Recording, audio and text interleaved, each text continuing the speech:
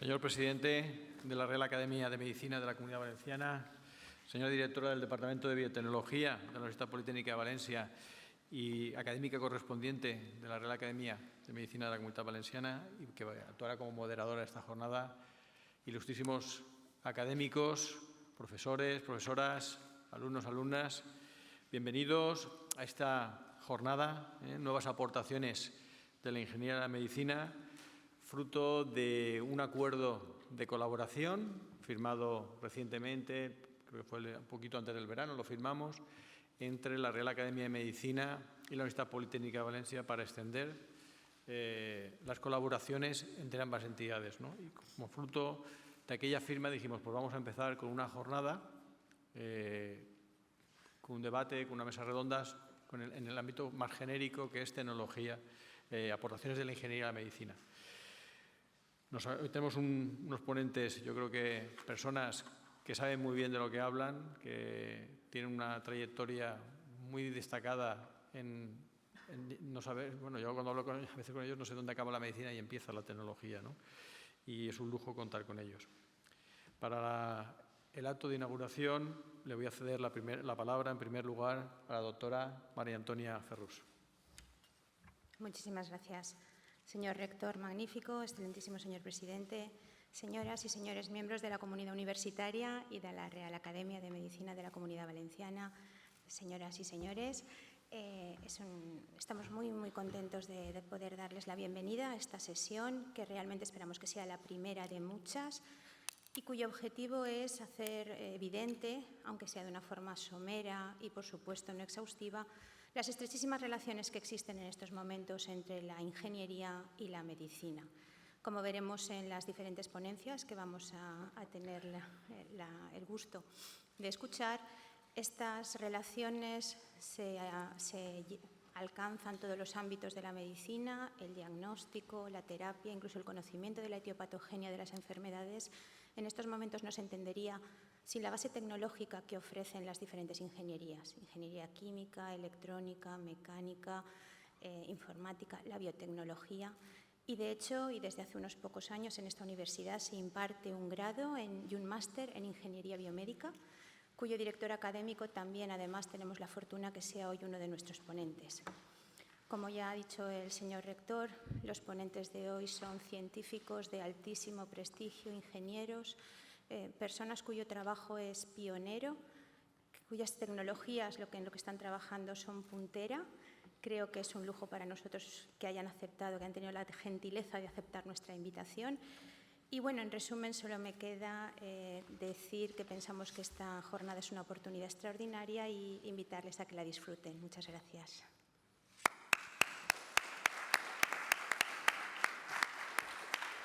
Muchas gracias, María Antonia.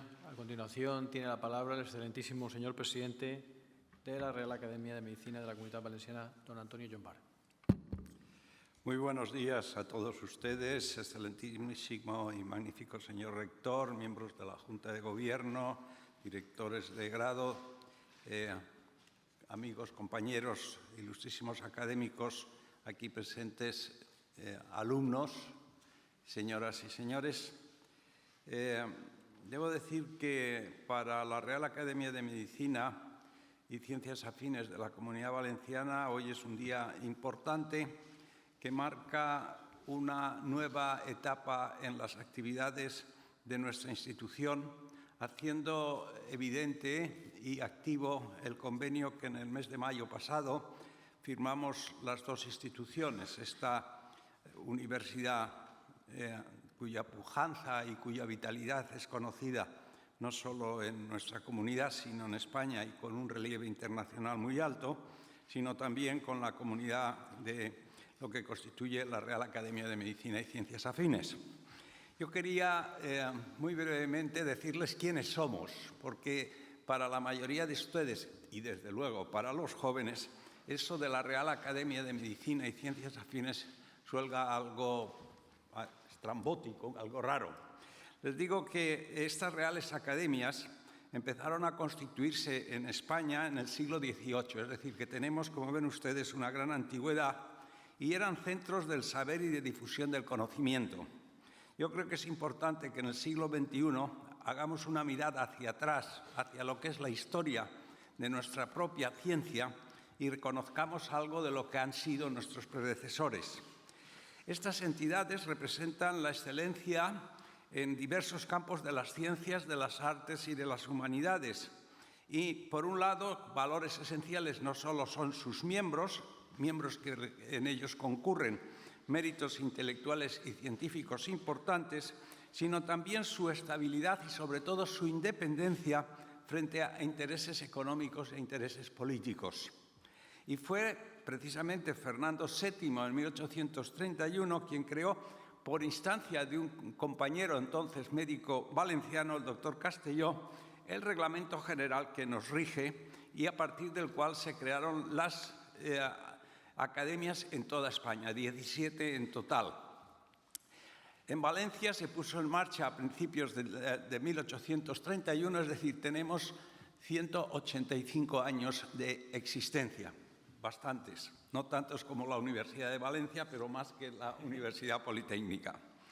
Y en ella pues, han ocupado cargos académicos como presidentes 37 y miembros de la corporación hasta ahora han sido 243, además de los académicos correspondientes. La Real Academia, en principio fue solo Valencia, la Real Academia de Valencia, y fue desde el principio de Medicina y Ciencias Afines, lo cual quiere decir que nosotros, en nuestra organización, en nuestra institución, no solo somos médicos, y esta es una de las razones por las que hoy estamos aquí, sino somos aquellos que están relacionados con la salud. Y como tal, tenemos con una estructura muy diversificada en la que participan farmacéuticos, veterinarios, biólogos, químicos, etcétera. Es decir, son, y esperamos también que sean ingenieros y bioingenieros. Nuestra misión, bien, pues nuestra misión es el estudio y la promoción de la investigación y de la asistencia en la medicina y en las ciencias afines, así como el cuidado de la ética y de la bioética desde el punto de vista profesional. También colaboramos con las autoridades competentes, sanitarias y universitarias, así como judiciales, a diferentes niveles de la administración pública, emitiendo informes que con frecuencia nos requieren no solo los organismos oficiales, sino incluso para peritajes desde los distintos juzgados de instrucción de la Comunidad Valenciana. Es decir, es una estructura viva, es una estructura que pretende en estos momentos entrar dentro de la sociedad valenciana de una manera más activa y con ello establecer lazos no solo con las universidades, sino también con las instituciones hospitalarias, con las instituciones profesionales, los colegios de médicos, los colegios de farmacia, de farmacéuticos, etcétera. Para nosotros el estar esta mañana aquí es buscar estos nuevos puntos de encuentro y a través de la ingeniería biomédica y de la biomedicina encontrar un punto nuevo que sea un foro para que quienes constituyen el cuerpo docente de esta institución encuentren también en nuestra institución un apoyo y una continuidad. Y para ustedes, los jóvenes que hoy se inician dentro de este mundo, que es un mundo maravilloso, me atrevería a decir, de la nueva biología y de la nueva biotecnología en la medicina, entraña un reto y una opción que no deben desaprovechar. Creo que la sesión que vamos a desarrollar esta mañana va a ser de mucho interés para ustedes y también lo va a ser para nosotros, quienes ya, por razones de edad, hemos pasado de ese periodo en el que las expectativas se hacen realidades si no son hechos de la historia. Así pues, muchas gracias, señor rector, muchas gracias por darnos esta oportunidad y por que esta firma de este convenio no solo sea papel, sino que sean hechos realidades, que sean útiles para esta universidad politécnica, para la Real Academia y sobre todo para la sociedad valenciana. Muchas gracias.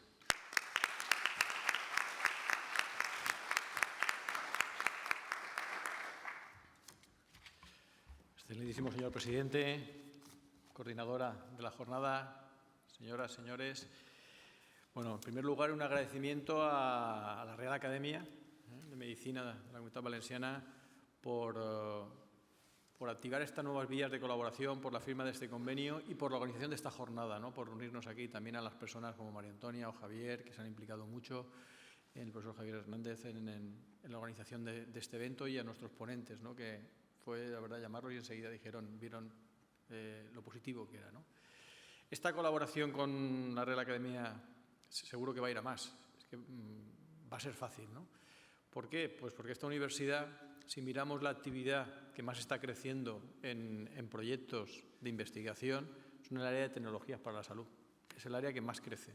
Cuando representamos y hacemos análisis global y repasamos el año y qué ámbitos van en más crecimiento, es el que va mejor, ¿no?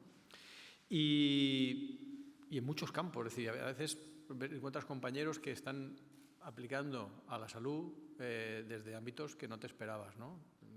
Más reciente, pues los compañeros del Instituto de Tecnología Química, ¿no? Que son muy buenos, uno de los mejores institutos a nivel mundial en su campo, en el catálisis de las zeolitas para el refinado del petróleo, pues ahora están en nanofarmacología y utilizando toda la nanotecnología que utilizan para las zeolitas para aplicarlas a deposición de fármacos, ¿no? Entonces, ostras, y un proyecto además muy importante, ¿no?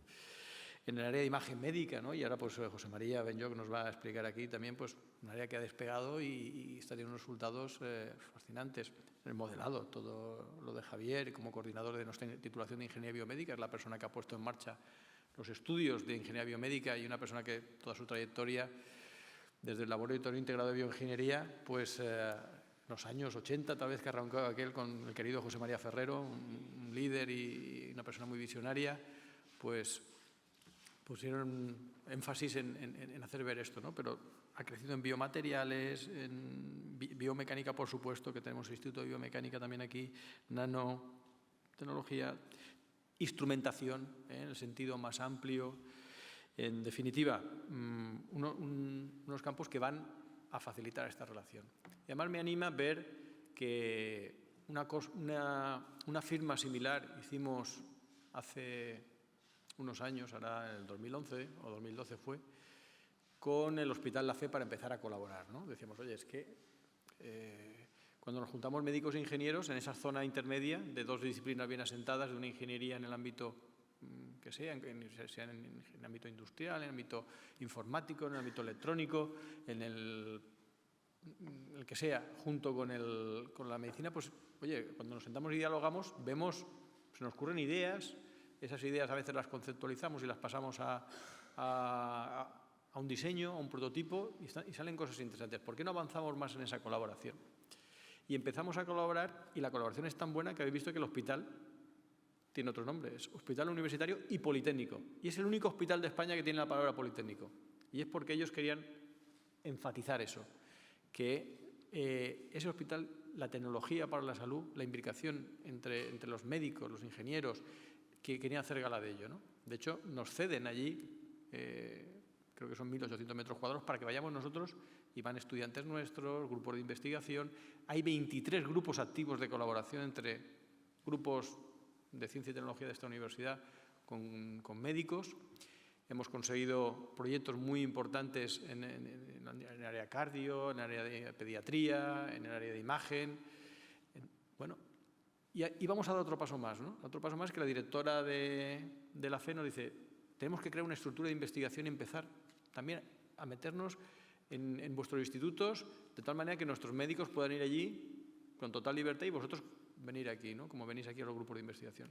Y vamos a firmar en breve un convenio mixto, que va a ser el primer, además el otro día lo hablaba con el presidente del Consejo Superior de Investigación Científica, el primer instituto con un hospital, que va a ser el Instituto nuestro de Instrumentación para imagen molecular, cuyo director es José María Benlloch, y va a ser un instituto mixto entre esta universidad, el Consejo y la FE, ¿no? Porque también quieren que implicarse. Y tienen otras ideas y estamos hablando de más colaboraciones, ¿no? Luego, con la Real Academia vamos a ir en la misma línea, seguro, ¿vale? Porque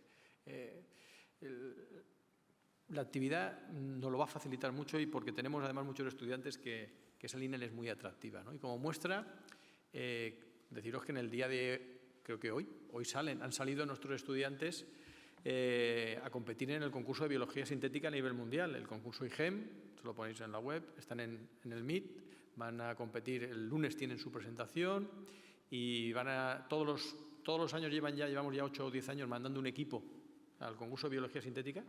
Un equipo que, para darse una idea, hay ingenieros agrónomos, estudiantes de biotecnología, no sé si de ingeniería biomédica, pero posiblemente, de telecomunicaciones, de informática.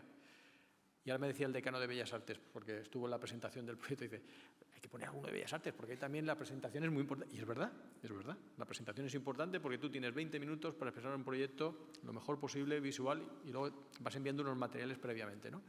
Pero el año pasado ganamos. Ese premio tiene 5 categorías y ganamos en una de ellas, ¿no? Y quedamos terceros en 3. Por delante de instituciones pues como Harvard, Imperial College, la que nos ganó era la Universidad de Dinamarca, es decir, que universidad, pues, además que tienen Facultad de Medicina, como decían ellos, tienen hasta 3 premios Nobel, ¿no? en la universidad. Y eso nos denota que estáis muy motivados por eso, porque es un concurso voluntario. La selección se hace por allá para el mes de marzo, es decir, un grupo de estudiantes de distintas disciplinas, y estáis trabajando de marzo a noviembre, pero en verano a tope, en verano, agosto. Y bueno, ahora van allí a ver qué resultado van este año. Yo, como les decía cuando me despida el martes de ellos, ¿no? Digo, ya ir allí ya habéis ganado, ¿no? Es un equipo grande, son 14, 15 personas, van con varios profesores nuestros. Y además les dije, hablando de lo que es la tecnología y la medicina, ¿no? Y cómo las metodologías, los procedimientos, los procesos de la ingeniería se trasladan al ámbito biológico y encajan con unos patrones. Bueno, y eso ahora, Javier, cuando os cuente lo de los modelos, pues veréis, ¿no? Son técnicas de ingeniería que se llevan al ámbito de la biología y de la salud, ¿no? Yo le dije, tenéis que ir a ver el laboratorio de Hugh Herr, que es el premio Príncipe de Asturias de este año. Si ponéis en la web, 2016, premio Príncipe de Asturias en nuevas tecnologías. Es un profesor del MIT, que está en el Media Lab, y yo cuando visité ese laboratorio el año pasado, claro, dices, ¿dónde acaba? Él trabaja en ingeniería biónica. ¿Dónde acaba la ingeniería y dónde empieza la biología? Es decir, desarrolla dispositivos, tecnologías para sustituir a órganos vivos, ¿no? Y su historia particular, además, es bastante... cuando nos lo contó, nos puso todos los pelos de punta allí, ¿no? De por qué quería ser ingeniero mecánico orientado a salud, ¿no? Porque él perdió las 2 piernas escalando cuando tenía 16 años y quería volver a escalar. Y él no tiene piernas y todo lo que utiliza son prótesis diseñadas por él, y esa es su pasión en la vida. Estudió ingeniería mecánica y luego medicina para conjugar las 2 cosas, ¿no? Y estos chavales, les digo, ir a verlo porque os va a encantar, y ya tienen la cita, creo que para el lunes por la tarde van a ver el laboratorio de Hugh Herr, que muy amablemente se ofreció a enseñarles a los chicos el laboratorio. Y de nuevo el MIT, que es una institución de relevancia a nivel mundial, no tiene facultad de medicina. Y cuando yo hablaba con ellos me dicen, no nos hace falta. Lo que hay que buscar es buena colaboración con las academias, con los hospitales, con los grupos de investigación que trabajan en eso. Y nadie duda de que ellos son, bueno, constituyen un hub en concreto de lo que es ciencia para la salud, ¿no? Pues en esa línea vamos a trabajar muy mucho aquí en la Universidad Politécnica de Valencia. Tenemos grupos punteros, y con la inestimable ayuda ahora de la Real Academia, pues es otra pieza para avanzar a que estos 2 mundos son mundos que además las barreras cada vez se caen más. Yo lo digo a mis estudiantes, digo, ya no hay barreras, ¿no?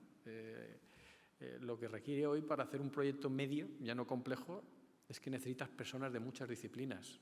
Esa mentalidad del genio que él solo es capaz de diseñar. Los Leonardos ya no funcionan.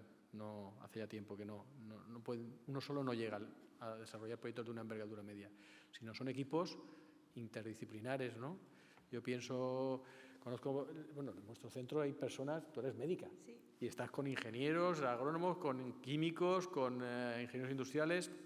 El grupo que dirige Javier Saiz, pues hay biólogos, médicos, físicos, ingenieros, por supuesto, y en el I3M, que yo formo parte de ese instituto, pues José María, él es físico, yo soy ingeniero electrónico, y tenemos pues personas de informática, de mecánica, es decir, que lo importante es tejer equipos interdisciplinares para abordar los proyectos de hoy en día, que son además retos preciosos y una complejidad muy necesaria. Pues concluyo reiterando mi agradecimiento al señor presidente por apostar por por esta colaboración. Además, personalmente sé que se ha implicado mucho, a los organizadores y a los ponentes que vamos a tener el placer de disfrutar el día de hoy. Muchas gracias por su asistencia.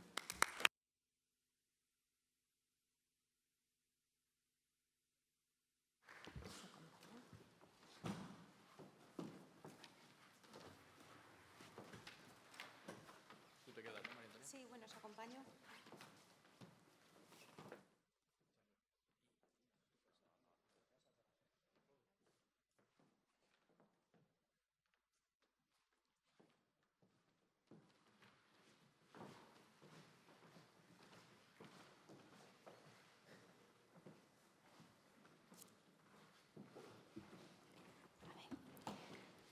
Bien, vamos a pasar ahora a la sesión de conferencias. Si los ponentes tienen la amabilidad de subir a la mesa, por favor.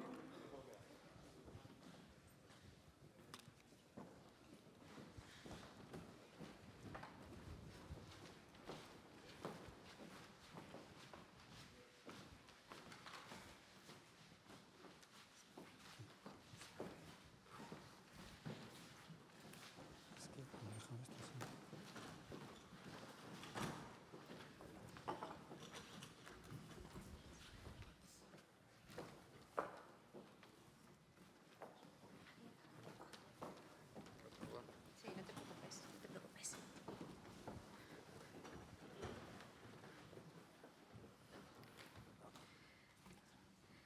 Muchas gracias. Me gustaría presentarles a los profesores que me acompañan. El profesor don José María Benlloch es profesor de investigación del Consejo Superior de Investigaciones Científicas, es fundador y actual director del Instituto de Instrumentación para la Imagen Molecular, I3M, que es un centro mixto del CSIC con la Universidad Politécnica de Valencia. Ha trabajado en el MIT bajo la dirección del Premio Nobel de Física Jerome Friedman y en 1995 participó en el experimento que descubrió el quark top, una de las 12 partículas elementales que constituyen la materia. En 2008 recibió el Premio Jaime I en la modalidad de Nuevas Tecnologías y en 2014 el Premio Nacional de Investigación en Ingenierías Torres Quevedo. Desde su incorporación al CSIC ha desarrollado más de 50 patentes de equipos de diagnóstico médico que aplican las técnicas de detección de partículas al diagnóstico del cáncer y las enfermedades neurodegenerativas. El profesor Benlloch nos va a hablar sobre nuevas técnicas de imagen médica para el diagnóstico y la terapia. Cuando quiera.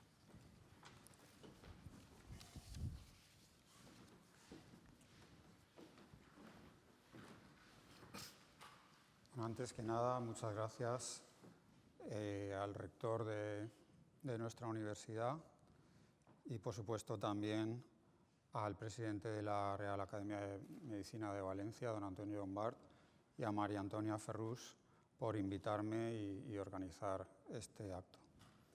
Voy a intentar resumir en 15 minutos lo que pienso que pueden ser los nuevos avances en las técnicas de imagen médica que pueden traer avances sustanciales en el diagnóstico y en la monitorización de la terapia de distintas enfermedades.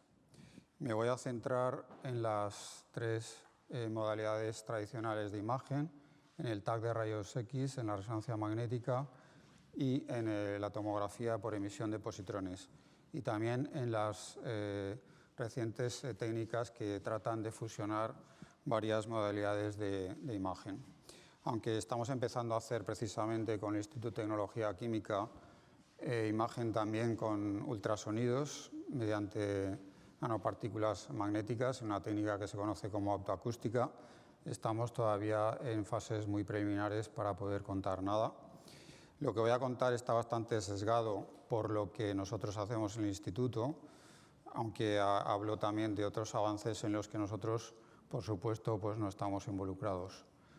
Empezando por la tomografía computerizada con rayos X, pues pienso que, por ejemplo, para la determinación del cáncer de mama puede ser bastante útil y están apareciendo ya en la academia aparatos dedicados TAC a examinar la mama. También la tomografía espectral, que veremos lo que es, y la tomografía por contraste de fase. Esto es un aparato desarrollado por la Universidad de California, Davis. Es un TAC para mamografía, pero tiene la gran ventaja de que se ven, por supuesto, mejores las lesiones con tamaños más pequeños. Aquí podéis ver el tamaño en la eficiencia de detección en función de, el aumento en la eficiencia de detección en función del tamaño de la lesión, que puede ser bastante significativo. Por otro lado, a lo mejor no sabéis, pero cuando se habla de que se realiza un TAC o hay incluso una mamografía, se dice pues, que tiene a lo mejor una energía de 100 kiloelectronvoltios. Lo que ocurre en realidad es que 100 kilovoltios es la energía máxima, pero hay un espectro de energías y sería muy conveniente poder medir cada una de estas energías o almacenarlas en distintos bines, como vemos aquí, y esto nos daría una información que actualmente no poseemos, que sería bastante útil porque según el tipo de tejido que tenemos, pues la absorción de los rayos X es diferente a cada una de las energías. Esto nos va a permitir, por ejemplo, distinguir entre distintos tejidos, entre el hueso, el contraste con bario o incluso pues, con yodo. Otra técnica de imagen que creo que se va a imponer, aunque va a tardar unos cuantos años todavía para entrar en la clínica, es lo que se llama la de contraste de fase. En realidad, los rayos X solamente estamos utilizando por ahora lo que se llama el espectro de absorción, es decir, si el detector absorbe el rayo X o no lo absorbe. Pero en realidad los rayos X, cuando pasan a través de un objeto, sufren una pequeña difracción. Y si somos capaces de medir esta difracción, somos muchísimo más sensibles al tejido blando, cosa que ahora mismo pues, los rayos X ven muy bien el tejido duro, ven muy bien los huesos, ven muy bien los dientes, pero el contraste en los tejidos blandos es bastante limitado. Lo que pasa es que necesitamos medir con muy buena precisión este ángulo de difracción. Necesitaríamos tener detectores con unas resoluciones aproximadamente de 1 micra. Los detectores actuales tienen resoluciones, los mejores que he visto, de unas 30 micras, o sea que todavía nos falta un camino por recorrer y no es sencillo diseñar estos detectores. Pero al final lo que van a permitir es que los rayos X obtengan un contraste muy bueno, no solamente para tejido duro, sino también para tejido blando. Aquí podéis ver algunas imágenes comparando el espectro de absorción con el contraste de fase. Y bueno, pues como veis, la mejora en la calidad de imagen para tejido blando es sustancial. En cuanto a resonancia magnética, los avances que están ocurriendo es, por un lado, intentar enfriar las bobinas de radiofrecuencia y, por otro lado, pues, utilizar un campo B0 que prepolarice la muestra a muy alto valor, a muy alto campo, y también utilizar, y esto es una cosa que estamos haciendo nosotros aquí, utilizar gradientes que sean muy rápidos y elevados. Aquí podéis ver, por ejemplo, una compañía alemana que se dedica exclusivamente a obtener imágenes, a proporcionar equipos que obtengan imágenes de ratones. Podéis ver que prácticamente la calidad de imagen de la resonancia magnética respecto de la histología pues ya no está demasiado lejos y podemos obtener pues, resoluciones de 29 micras, ¿no? Si el tamaño de una célula es de 15 o 20 micras, pues estamos ya realmente cerca de poder ver neuronas individuales en el cerebro. Esto es un cerebro de un ratón.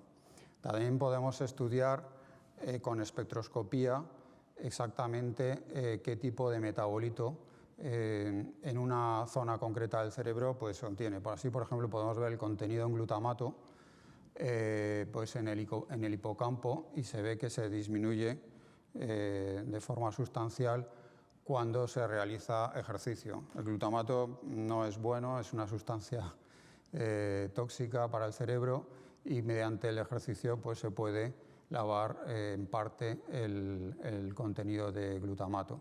También podemos hacer, esto es cerebro de un ratón otra vez, podemos hacer tractografía cerebral, es decir, ver cuáles son los tractos de sustancia blanca dentro del cerebro y pues simplemente con una resonancia magnética. Otra cosa que estamos haciendo nosotros en el instituto es intentar subir mucho la frecuencia de los gradientes en la resonancia magnética. Esto por ahora se pensaba que era peligroso porque cuando uno ponía, por ejemplo, aquí en una mano, se empezaba a subir la frecuencia, se producía un fenómeno de estimulación periférica.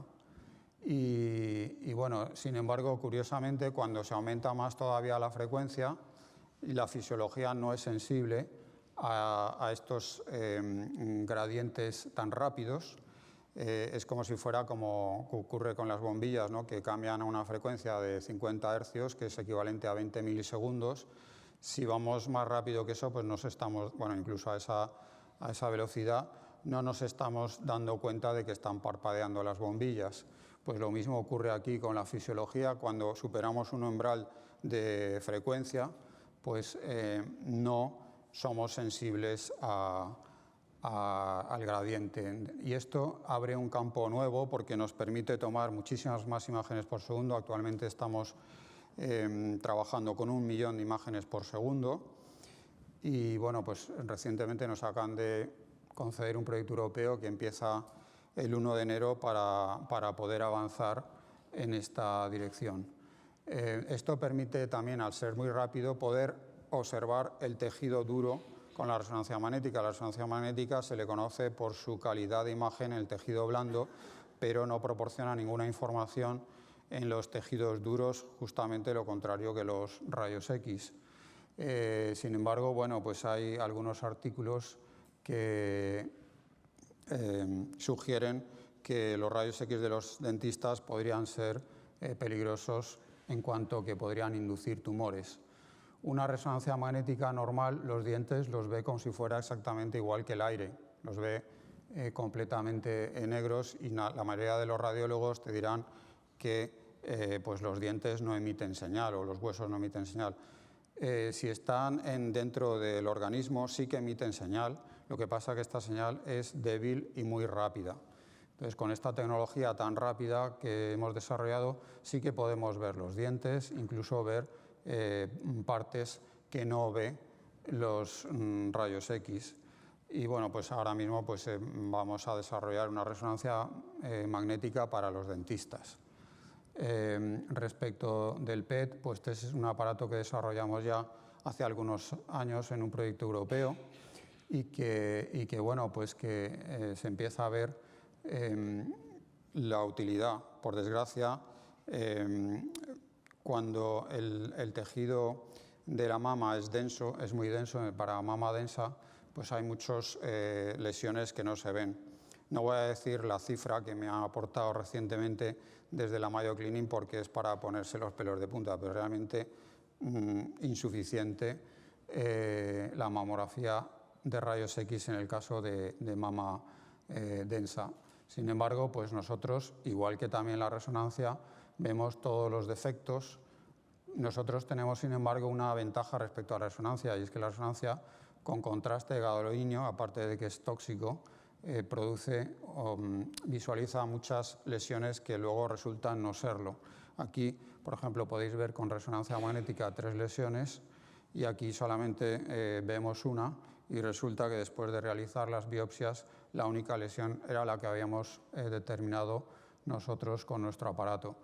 Debido a la resolución que tenemos, nos permite además visualizar la heterogeneidad del tumor. Esto es sustancial para dar un tratamiento personalizado a cada paciente, abordando solamente con terapias biológicas o quimioterapias el tipo de tumor, el subtipo tumoral de que se trata. Aquí podemos ver, por ejemplo, la utilidad del mamógrafo en el seguimiento. En este caso, después de un ciclo de quimioterapia, pues se ha reducido sustancialmente el tamaño del tumor y la actividad, aunque probablemente lo que queda es otro tipo tumoral que habrá que abordar de otra forma.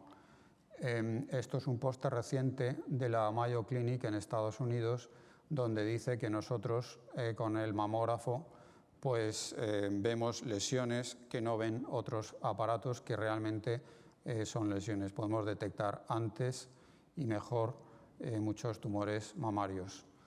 En cuanto al Alzheimer, pues ahora mismo hay un montón de drogas, como veremos, que están apareciendo, de fármacos para el Alzheimer, que casi todos están basados en la hipótesis del amiloide, y según esta hipótesis pues sería conveniente actuar lo antes posible antes de pasar a las fases avanzadas, donde cuando ya se ha producido obviamente muerte neuronal no hay nada que hacer. Este es un artículo del 1 de septiembre del mes pasado, que es portada de Nature, donde hay uno de estos fármacos donde se ve la reducción del contenido de amiloide con PET después de aplicar distintas dosis del fármaco, y se ve claramente una mejora, una reducción sustancial en el contenido de amiloide. También dicen que han producido una mejora en la cognición, aunque eso todavía está por ver porque no formaba parte del ensayo clínico inicial en el diseño, pero ahora mismo pues, ya sí que lo están haciendo. Por eso nosotros estamos desarrollando ahora mismo un aparato que está dedicado solamente al cerebro. Si os fijáis en la imagen anterior, esto fue tomado un año después. ¿Por qué? Pues porque las dosis que se utilizan actualmente en PET no permiten hacer exploraciones con mayor frecuencia. Por eso nosotros hemos desarrollado un aparato que permite realizar exploraciones probablemente cada 2 o 3 meses y controlar el avance de la enfermedad. Estos son todos los fármacos que se están desarrollando actualmente, y aparte del amiloide, pues otra de las cosas que se intenta visualizar es el contenido de los ovillos de proteína tau, que son los que dan estabilidad a las fibras dentro de las neuronas. Cuando se pierde esta estabilidad, entonces se forman estos ovillos que vemos aquí, y por tanto también se han desarrollado marcadores de proteína tau. Y aquí podéis ver un caso comparando tau con amiloide, y lo que se ha visto es que el tau se correlaciona mucho mejor con la cognición que el amiloide. Esto también lo podemos ver en nuestro aparato, solamente depende del marcador que se utilice, ver el amiloide o el tau. Yo lo que pienso que ocurre es que el amiloide se va acumulando, pero no es lineal el deterioro. Puede haber un deterioro, desde luego cuando empieza a haber deterioro con el tau, ahí sí que ya se pierde cognición de forma completamente lineal. Hay otras teorías aparte del amiloide y del tau que están relacionadas. Hay otra teoría que es la que yo me creo, no me creo lo que dicen la farmacia, que yo creo que es un problema vascular. Este verano ha aparecido un libro también de un investigador americano que habla de que el problema es realmente vascular, y estas imágenes están sacadas de él, pero con imagen también podemos ver si hay un deterioro en microvascularización dentro del cerebro, que es lo que luego daría lugar al amiloide. O sea, el amiloide ahora mismo todavía no existe una teoría clara de por qué se genera el amiloide, y esto podría ser, ¿no?, la falta de riego sanguíneo, la falta de nutrientes, de glucosa, de oxígeno, es lo que puede producir más tarde estas capas de amiloides. Entonces, con resonancia magnética también podemos visualizar el contenido de oxígeno dentro de las distintas zonas del cerebro. Finalmente, otro avance que en un proyecto que acaban de conceder a la Universidad de California Davis, que conozco a la persona responsable, se han dado $15 millones para hacer un PET que llaman de cuerpo total. Actualmente los escáneres PET son así, entonces la sensibilidad es baja, se tiene que pasar el cuerpo por todo el escáner. Aquí simplemente el escáner abarca directamente todo el cuerpo. Esto implica pues, una mejora sustancial en la sensibilidad, en la calidad de imagen, se puede bajar la dosis que se utiliza, se podrían ver niños también con este aparato sin producir ningún tipo de daño, etc. Y luego pues, lo que se está imponiendo es la imagen híbrida, y en este caso pues, es una imagen híbrida de PET resonancia, Esto es un aparato que hemos desarrollado aquí y que comercializa esta empresa alemana que se llama Bruker, que es un inserto de PET dentro de la resonancia magnética. Estas imágenes han sido adquiridas en la Universidad de Lovaina con nuestro aparato y el de Bruker, y podemos ver, por ejemplo, aquí un cierto tumor, se ve una captación inferior en glucosa, sin embargo, esto es y también en la resonancia magnética. También podemos ver aquí, por ejemplo, en isquemia, una ausencia de captación en la zona isquémica con el PET y también con la técnica de difusión podemos ver el mismo efecto en la resonancia magnética. Finalmente, esto es un proyecto europeo que nos queda un año por finalizar, que coordinamos nosotros, en el cual participa la Universidad Karolinska de Estocolmo, en concreto Lars Farde, que fue el primero que desarrolló un fármaco antipsicótico en la historia, y también la Universidad Técnica de Múnich con el profesor Schweiger, que se considera como el líder de la medicina nuclear a nivel mundial. Aquí lo que pretendemos es ver qué zonas se activan del cerebro con resonancia magnética funcional y al mismo tiempo ver con neurotransmisores las zonas del cerebro que se están activando. Esto obviamente es una información completamente ortogonal y nos puede aportar mucha ayuda a la hora del diagnóstico de enfermedades mentales como la esquizofrenia. Este es el aparato, el primer prototipo que hemos desarrollado de PET en resonancia. Bueno, aquí es un inserto integrado entre la radiofrecuencia de la resonancia y nuestro aparato PET. Y entonces, pues como conclusiones, yo creo que las técnicas de imagen están avanzando de forma que van a superar sus limitaciones tradicionales. El TAC va a poder visualizar también tejido blando, la resonancia magnética el tejido duro, y todas las técnicas tienden a reducir la dosis y el tiempo de exploración, y finalmente pues la imagen híbrida que da información complementaria se va a imponer en la clínica. Nada más.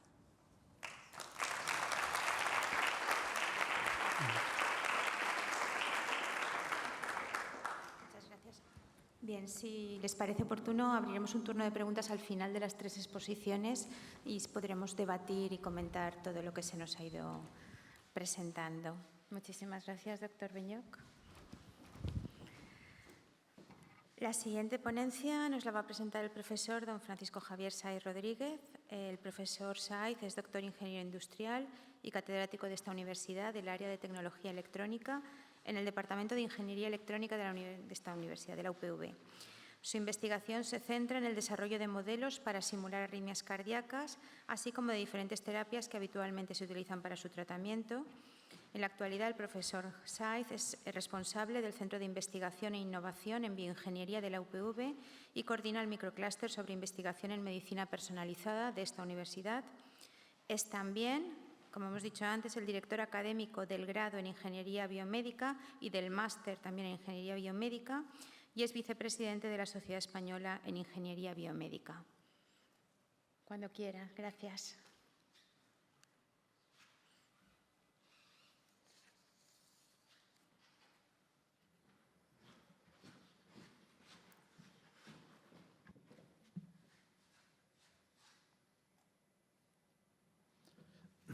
Muy bien, muchas gracias por la presentación. Excelentísimo señor presidente, ilustrísimos académicos, estimados compañeros y alumnos, señoras y señores. En primer lugar, me gustaría comenzar mi intervención agradeciendo a la Academia, a la Universidad Politécnica, y a mí particularmente a los doctores Ferrús y Hernández, el haberme invitado a compartir con ustedes algunos de los trabajos que hemos hecho en el centro donde estoy, en el Centro de Investigación e Innovación en Bioingeniería, en los últimos años, y en concreto lo relacionado a la modelización multiescala del corazón. Para mí es un verdadero honor estar aquí en estos momentos. Bien, ¿cuál es el objetivo de esta línea de investigación? Bueno, aquí lo que pretendemos es desarrollar modelos matemáticos que simulen el comportamiento eléctrico del corazón para el estudio de las arritmias cardíacas. ¿Con qué fin? Pues con el fin de ayudar a entender mejor los mecanismos que favorecen la generación y el mantenimiento de dichas arritmias y para ayudar a predecir el efecto de la aplicación de diferentes tipos de tratamientos. Antes de entrar en materia, me gustaría hacer dos breves referencias históricas. La primera, para recordar al profesor Gordon Moe. El doctor Moe fue un pionero en electrofisiología cardíaca y también fue pionero en la utilización de modelos matemáticos. Seguramente fue el primer investigador que utilizó un modelo matemático para estudiar una arritmia cardíaca. Él, utilizando un modelo muy simple, en los años 60, en el 1964, sugirió que la fibrilación auricular podría ser mantenida en muchas ocasiones por numerosos frentes de onda que se generarían porque un frente de onda más grande se podría fragmentar cuando llegaba a una zona no homogénea. La segunda referencia histórica es la del profesor Denis Nobel. El profesor Denis Nobel, todavía trabajando en la Universidad de Oxford, en el año 60 publicó, seguro, el primer modelo matemático que simulaba el funcionamiento de una célula cardíaca, el funcionamiento eléctrico. Él utilizó el mismo planteamiento que años antes había servido a los profesores Hodgkin y Huxley para recibir el premio Nobel, las mismas ecuaciones que ellos utilizaron para modelizar la excitación nerviosa en axón de calamar. Él cambió el modelo y lo utilizó para estudiar o para poder simular la activación eléctrica de una célula muscular cardíaca y una célula de marcapasos. Sin duda es el primer modelo matemático y hasta la actualidad seguramente tenemos ya más de 100 modelos que se han desarrollado con diferentes complejidades para diferentes tejidos y para diferentes especies. Bien, pero ¿qué es un modelo matemático y qué es un modelo matemático multiescala? Bueno, lo que pretendemos es poder estudiar el funcionamiento eléctrico a diferentes escalas, desde el canal, de la escala más pequeña, hasta a nivel del cuerpo. Para eso utilizamos ecuaciones, ¿de acuerdo? Primero muy pocas si queremos modelizar un canal, luego el número de ecuaciones se va incrementando cuando queremos modelizar el funcionamiento de una célula y, por supuesto, si queremos modelizar un tejido o un órgano, se complica mucho más. ¿Cuál es la ventaja de esta metodología? Bueno, nosotros podemos introducir un determinado fármaco, el efecto de un fármaco, el efecto de una mutación genética, el efecto de una patología al nivel del canal iónico y a partir de ahí poder observar qué le pasa a ese propio canal, qué le pasa a las corrientes iónicas que pasan por ese canal, qué le pasa a la actividad eléctrica celular, potencial de acción, y también cómo se puede observar a nivel también de órgano, a nivel de tejido y de órgano, y por supuesto a nivel del cuerpo, es decir, cuáles son las señales que el médico observa en su clínica diaria. Bien, el elemento más pequeño de nuestro modelo, evidentemente, es el modelo celular. Bueno, podríamos hablar también del modelo de corriente, pero bueno, el modelo celular tenemos, como ya les he dicho, del orden más de 100 modelos. Este es uno de los más recientes, que modeliza cómo funciona desde el punto de vista eléctrico una célula humana de ventrículo, el modelo de O'Hara y Rudy. Y bueno, los modelos hoy en día son bastante complejos, tienen en cuenta muchas corrientes que entran y salen de la célula, pero no solamente las corrientes de sodio, potasio, calcio, que pueden moverse a través de la membrana, sino también el movimiento de las diferentes concentraciones de los diferentes iones dentro de la célula. Y también, por supuesto, pues, contempla la existencia del retículo sarcoplásmico, la liberación de calcio, etc. Es decir, son modelos desde un punto de vista electrofisiológico muy detallados. Ahora bien, si queremos modelizar un corazón, pues lo que tenemos que tener en cuenta es que no todas las células del corazón funcionan de la misma forma. Es decir, tenemos células auriculares, células ventriculares, en las que coinciden una serie de iones, pero no todos, y además no coinciden de la misma forma. Es decir, la corriente de sodio, por así decirlo, no es la misma en una célula ventricular que auricular. Y esto es un poco más complicado, porque incluso dentro del propio ventrículo o dentro de la propia aurícula hay heterogeneidad electrofisiológica, es decir, tenemos diferentes tipos de células que se comportan de forma diferente y que si queremos hacer un modelo realista tenemos que tener en cuenta. Bien, si nuestro objetivo final es trabajar con un modelo realista del corazón, de aurícula, del ventrículo, de todo el corazón, pues lo primero que tenemos que tener es una geometría realista. ¿Cómo obtenemos esa geometría realista? Pues evidentemente utilizando diferentes técnicas de imagen, y muy en particular, una muy utilizada es la resonancia magnética. A partir de ahí, ¿de acuerdo? Podemos obtener los diferentes cortes del corazón, en este caso, del tejido que queramos simular. A partir de estos cortes pasamos a una identificación de las estructuras y a una reconstrucción en el ordenador de ese mismo corazón. Puede ser el ventrículo, puede ser la aurícula en concreto, en este caso es un ventrículo solo, o puede ser todo el corazón. Bien, una vez ya tenemos el corazón reconstruido desde un punto de vista matemático, ¿de acuerdo? Y esto pueden ser pues, del orden de varios millones de nodos para tener una resolución del orden de micras. Bueno, a cada uno de estos nodos es como si fuera una célula, es decir, le aplicamos las ecuaciones que nos van a permitir simular su potencial de acción. Bien, de nuevo, si queremos hacer un modelo realista, tenemos que tener en cuenta que todo ese tejido no es isótropo, no es uniforme. Tenemos que tener en cuenta que hay anisotropía, es decir, que las conducciones o las comunicaciones intercelulares no se distribuyen por toda la célula, sino se distribuyen preferentemente en los extremos de la misma. Tenemos que tener en cuenta la dirección de fibras. Aquí citaremos al profesor Torres Schwab, valenciano que estudió en los años 50 mucho la dirección y la disposición de las fibras cardíacas, los trabajos de Streeter y, más recientemente, la utilización de resonancia magnética, de tensor de difusión, para obtener una dirección de fibras realista del ventrículo. La aurícula es un poco más complicada y cuando realizamos un modelo de aurícula todavía tenemos que ir mayormente pues, a imágenes histológicas, es decir, a ver cómo son las direcciones de fibras, a verlas de verdad y, por lo tanto, pasarlas a nuestro modelo en función de esa información. Bien, esto es un poco todos los ladrillos o el andamiaje que constituyen estos modelos multiescala. Ahora voy a pasar a presentarles 4 ejemplos de trabajos que hemos realizado utilizando estos modelos a diferentes escalas. El primer trabajo, y realmente fue el primer trabajo, que fue ya hace algunos años, en el año 96, fue cuando quisimos estudiar el efecto de la isquemia, cómo la isquemia podía influir en la aparición de arritmias, sobre todo en la fase aguda de isquemia. Y queríamos hacerlo desde un punto de vista matemático, utilizando modelos. Lo primero que nos encontramos es que los modelos en ese momento no incluían una corriente que es fundamental en isquemia aguda sobre todo, que es la IK-ATP. Luego tuvimos que modelizarla, ¿de acuerdo? Bueno, pues esto sería, por ejemplo, las ecuaciones que responderían al funcionamiento de una única corriente. Imagínense que una célula puede tener del orden de 20 o 30 corrientes, por lo tanto hay que multiplicar este número de ecuaciones y de parámetros por esa misma magnitud.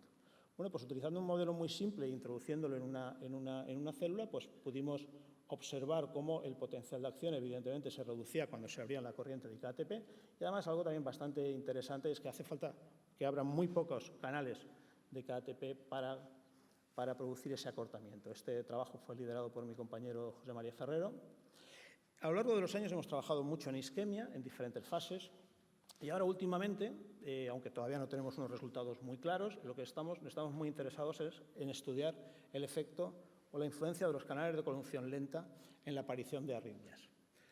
Bien, eso nos ha obligado a tener que desarrollar un modelo tridimensional de ventrículo con una dirección de fibras, incluso incluir dentro de ese modelo las fibras de Purkinje para que la excitación evidentemente sea lo más parecida a la excitación fisiológica.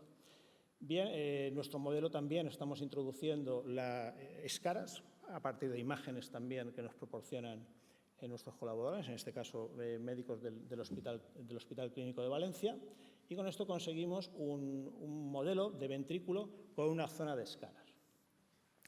Bien, aquí se puede ver lo que podemos observar con este tipo de modelos. Y esto sería, el color azul significa que estamos en reposo, estamos no excitados, y el rojo significaría la onda de excitación y, por lo tanto, la contracción del ventrículo. Podemos observar cómo un ventrículo se estimula en condiciones normales y luego, evidentemente, se excita y luego pues se relaja. Esta simulación de aquí abajo también podemos observar que aquí hay unas zonas de inhomogeneidad por aquí al lado que además se convierten en una conducción mucho más lenta. ¿De acuerdo? Esas son las zonas las que queremos estudiar cómo influyen en la aparición de reentradas. La aurícula también ha sido objeto de nuestra atención en los últimos 5 años. Queríamos observar o queríamos estudiar cómo afectan los diferentes tratamientos a situaciones de fibrilación auricular. Lo primero que hicimos hace unos años fue desarrollar un primer modelo de fibrilación auricular, es decir, teníamos que tener una aurícula realista y hace un año ese modelo lo mejoramos. Claro, este es un ejemplo de un modelo de aurícula en el que se ve, bueno, pues que responde geométricamente a lo como sería una aurícula humana. Evidentemente tiene las diferentes partes, tiene digamos, los caminos de conducción preferente y, por supuesto, una de las características más importantes que tiene este modelo es que incluye una dirección de fibras realista, basada en las imágenes que ya les he mostrado anteriormente. Además, en este mismo trabajo lo que hicimos fue también desarrollar un modelo de torso, es decir, también tenemos la aurícula metida dentro de un torso. ¿Y esto qué nos permite? Pues esto nos permite poder hacer una simulación, esto sería una simulación del funcionamiento de la excitación de una aurícula normal. De hecho, de nuevo, el azul sería la aurícula en reposo y, en este caso, el amarillo-verde sería la aurícula excitándose. Y lo que podemos observar es cómo pues, aparece la onda de excitación, progresa y cómo esa señal también llega a la superficie del cuerpo y, por supuesto, en las diferentes derivaciones, en los diferentes electrodos que podemos situar en el cuerpo, pues podemos ver todas las señales. Una de las ventajas de esta metodología es que nosotros podemos acceder a esa información de todos los puntos, tanto de la aurícula como de la superficie del cuerpo. Eso, desde un punto de vista experimental, especialmente si hablamos de la aurícula, evidentemente es muy, muy complicado.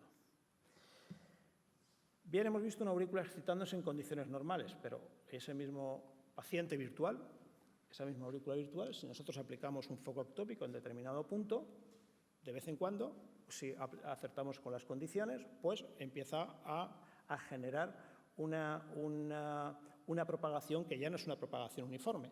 Y ya hemos dejado hace tiempo de excitar la aurícula. ¿Qué quiere decir? Que esta propagación se mantiene, está automantenida. Es decir, estamos ante unos ritmos, digamos, que se parecen mucho a los ritmos que aparecen en fibrilación auricular.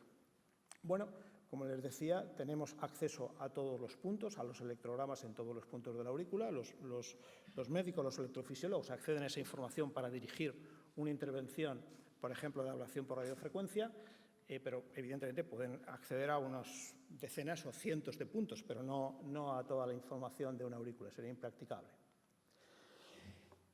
Bien, en este ejemplo sí que me gustaría un poco enseñarles esta simulación. Esta es una simulación también de una fibrilación diferente a la anterior. Ahora vamos a aplicar un foco ectópico aquí, van a ser 6 latidos ectópicos. A partir del sexto dejaremos de aplicar ningún tipo de excitación, es decir, con 6 latidos ectópicos habremos conseguido que la aurícula pues, genere una fibrilación, genere una propagación muy regular que se mantenga. Bien, una vez tenemos esa fibrilación, lo que queremos ver es qué ocurre cuando yo le aplico pues unas líneas de ablación, como ocurre, por ejemplo, cuando se hace una intervención de ablación por radiofrecuencia, por ejemplo, en lo que se denomina MACE3. Aquí tendríamos, esto sería todavía la aurícula fibrilando. Cuando este número llegue a 0 es cuando le aplicamos los cortes, los aplicamos todos a la vez, podremos hacerlo uno detrás de otro, pero bueno, nos es más fácil aplicarlos todos a la vez. Y llega un momento que, lógicamente, toda esa actividad fibrilatoria desaparece, la aurícula se queda en reposo.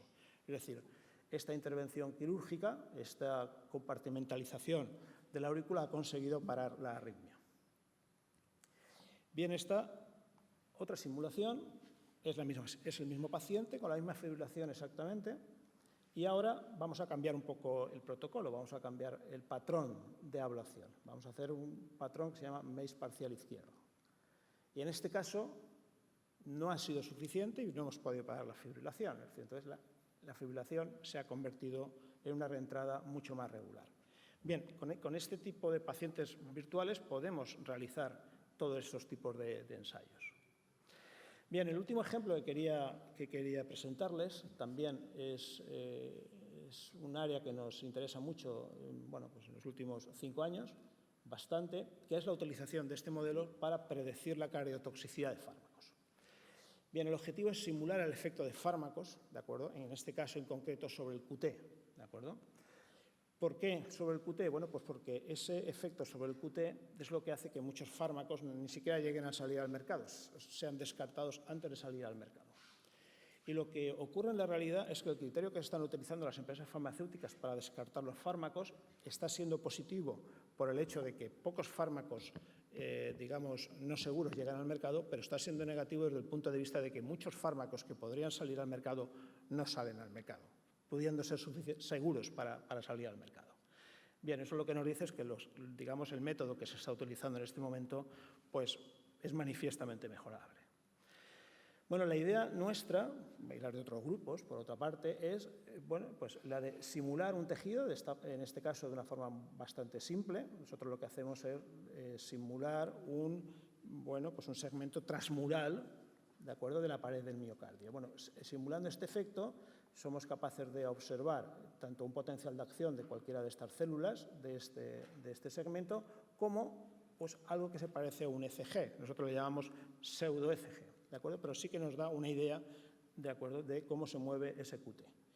Bien, esto sería en condiciones normales. Si yo le aplico un fármaco que es el dofetilide, que es un bloqueador de la corriente IKR y que produce una prolongación tanto del APD como del QT, pues voy viendo que conforme voy aumentando la concentración de ese fármaco, el QT, tanto el APD se va ensanchando como que el QT se va alargando, hasta llegar en el momento dado que aparece esta patología que es una EA.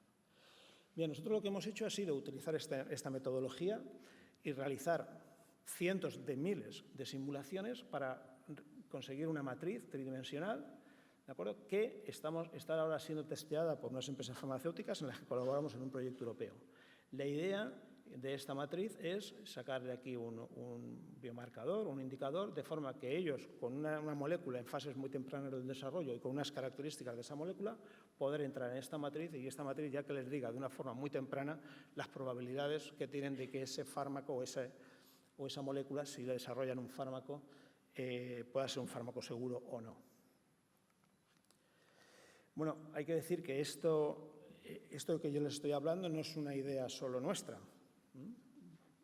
afortunadamente, sino que hay una iniciativa a nivel internacional, es una iniciativa que se llama CIPA, que está la FDA, están los organismos notificadores también europeos, diferentes grupos de investigación, diferentes empresas farmacéuticas que se están estudiando realmente el cómo introducir, ¿de acuerdo?, los modelos matemáticos en estas fases tempranas del desarrollo de fármaco de una forma estandarizada. Incluso que los reguladores tuvieran en cuenta esa información para dar salida o no a un fármaco. Bien, hay que decir que todo este trabajo, evidentemente, de tantos años no hubiera sido posible sin bueno, pues una serie de personas que están en el grupo y también de otra serie de colaboradores externos que a lo largo de los años, de una forma o de otra, pues han estado con nosotros. Y, por supuesto, a la financiación que conseguimos, tanto de fondos europeos como de Ministerio, Generalitat y también, por supuesto, la Universidad Politécnica de Valencia. Por mi parte, nada más. Muchas gracias.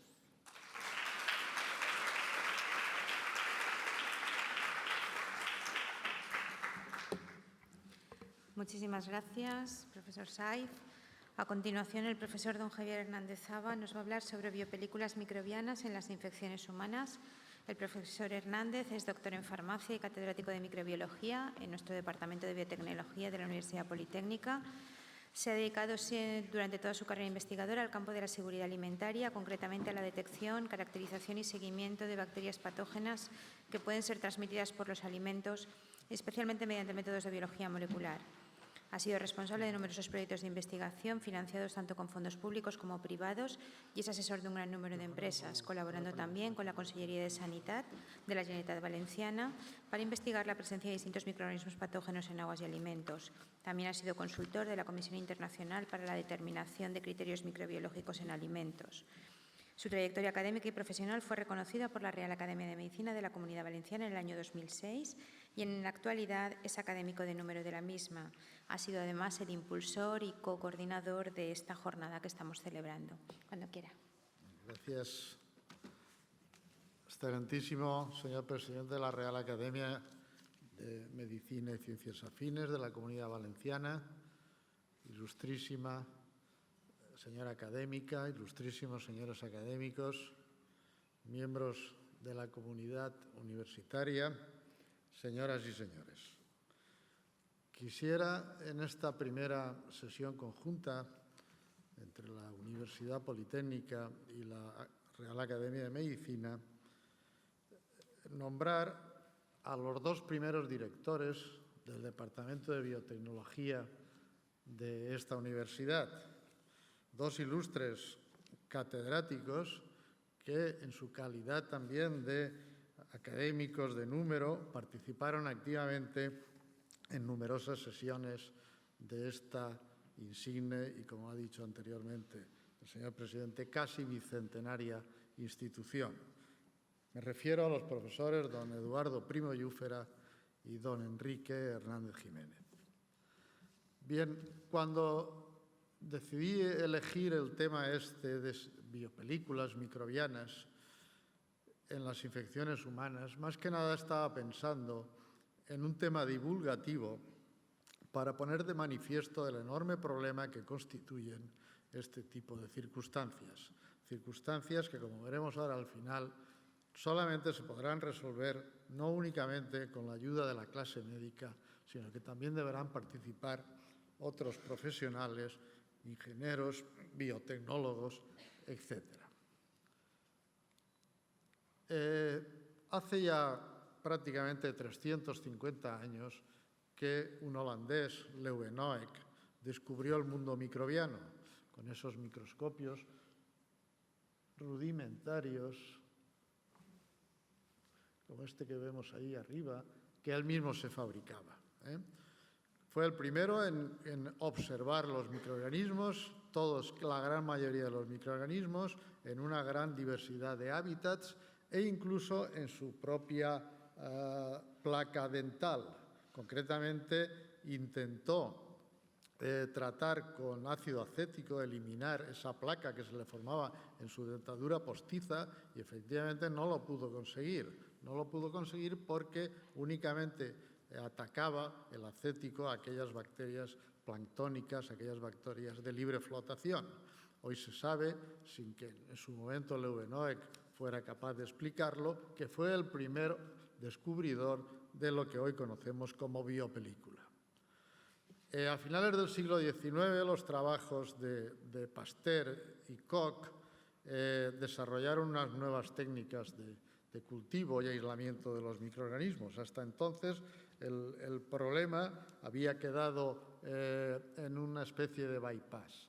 El propio Google esta misma semana, el lunes pasado, conmemoraba el aniversario del 378, más o menos, aniversario de Leeuwenhoek.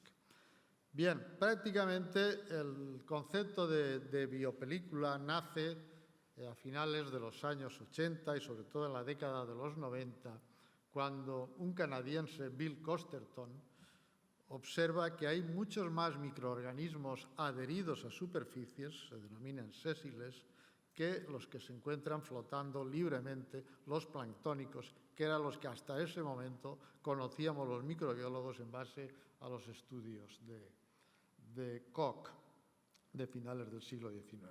Esos microorganismos, como ahora vamos a ver, son miembros de una comunidad muy compleja que recibe el nombre de biopelícula.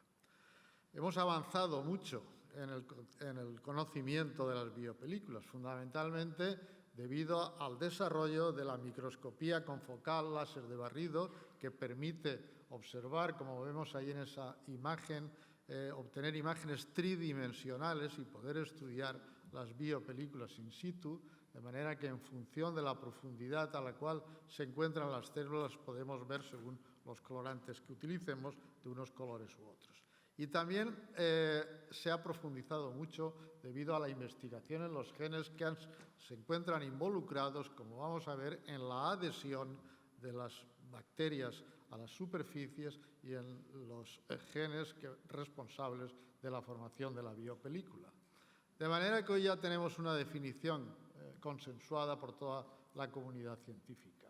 Una biopelícula es una comunidad de microorganismos que crecen embebidos en una matriz de sustancias poliméricas extracelulares, es decir, de una matriz exopolisacaroidea, fabricada por ellos mismos, a la cual están adheridos irreversiblemente o bien a una superficie inerte o bien a un tejido vivo.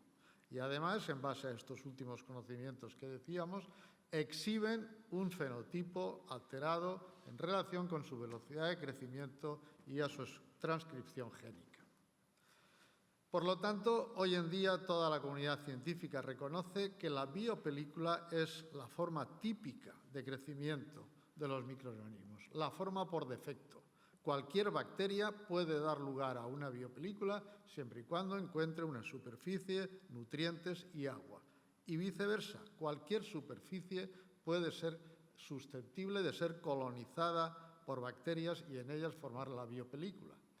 Con lo cual, esto tiene un enorme impacto en muchos aspectos de nuestras vidas, en la corrosión de los materiales, obstrucción de tuberías, como podemos ver ahí en algunas fotografías, en la interacción planta-microorganismo. Últimamente tenemos un problema importantísimo con una bacteria fitopatógena, que es la Xylella fastidiosa, que está destruyendo los olivos en el sur de Italia y se teme que pueda llegar a España y atacar a las vides, como ha hecho en otras zonas, como por ejemplo en California. Es una bacteria que vive en el interior de un insecto, forma una biopelícula y de manera que ese insecto, al atacar a un árbol, él chupa el xilema. Entonces inocula estas bacterias, que estas bacterias lo que hacen es taponar ese xilema, con lo cual ese árbol sufre un estrés hídrico y muere, ese árbol o esa vid. Y es una forma importante de biopelícula. No vamos a hablar, porque no es competencia en este momento, de las frutas y las verduras que nos encontramos en los supermercados, las biopelículas que originan, que tienen, sino que vamos a referirnos exclusivamente a las infecciones humanas y aquellos problemas importantes relacionados con los implantes médicos.